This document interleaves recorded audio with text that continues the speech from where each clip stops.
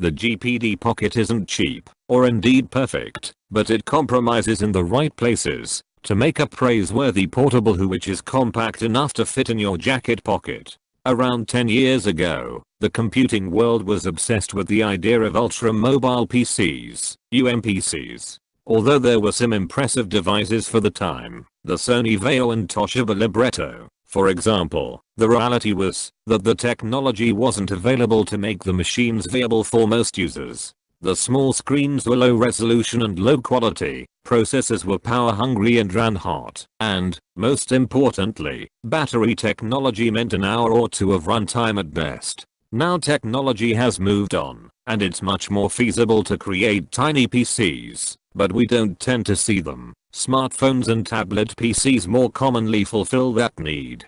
A relatively unknown Chinese company is looking to change that with the GPD Pocket Mini PC, complete with Ubuntu support. The GPD Pocket was initially launched on crowdfunding site Indiegogo. The campaign not only hit 1,516% of its target with $3.5 million, around £2.6 million, raised, but the firm in question, GPD, was also able to build upon previous experience manufacturing these types of devices to bring the Pocket to fruition, its previous product. The GPD Win was a popular 5.5-inch Windows-based gaming machine. Before we dive into the details, it's important to understand that devices of this type are about compromises. It's not possible to cram a top-end desktop PC into a tiny chassis, but the key to making a successful product is compromising in the right places so as to provide a good overall experience. So has GPD made.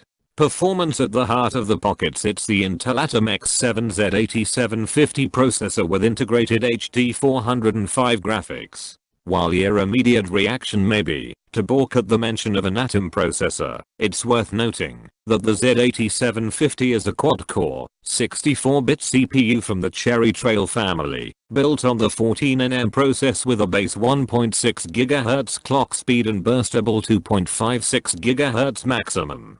Backed by 2 MB of onboard cache, the processor proves impressively capable, particularly for a 2W part.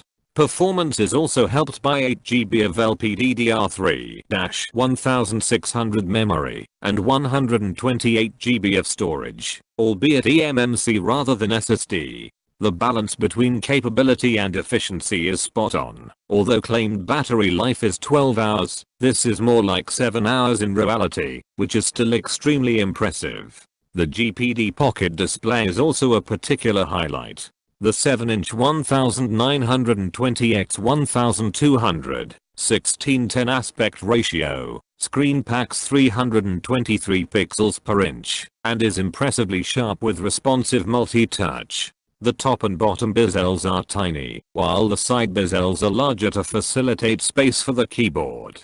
Unusually, the Pocket doesn't include any sort of camera at all, so video calls are out of the question. Selecting the right hardware might be the simple part of the equation when compared to getting the keyboard right. There's simply no avoiding the fact that there's not a lot of space for a full keyboard, and so input on the Pocket will take some getting used to. The layout is somewhat shifted to the left. Some of the key sizes are a little unusual, and of course things are more cramped than on a conventional QWERTY. Crucially, though, the keys have plenty of travel and are responsive. After a few hours of typing, you'll be surprised at how good the machine is to use. The keys are far superior in feel to devices such as Apple's MacBook, for example. A healthy array of ports provide excellent connectivity. Charging is via the USB Type-C port and USB-A is still present. A good old-fashioned 3.5mm headphone jack is included, as is a micro HDMI port allowing you to use the Pocket to power a larger screen. GPD initially shipped the Pocket with Windows 10 Home, before making an Ubuntu 16.04 image available. The factory image works fine, but the best aspect of the machine is the excellent community-based support, primarily via /r/GPDPocket on Reddit, that has already sprung to life. Images to install multiple versions of Linux are available, with full hardware support and improved performance over stock. A vibrant discussion around software and hardware tweaks serves to make the Pocket an even better enthusiast's machine than it already is. Final verdict.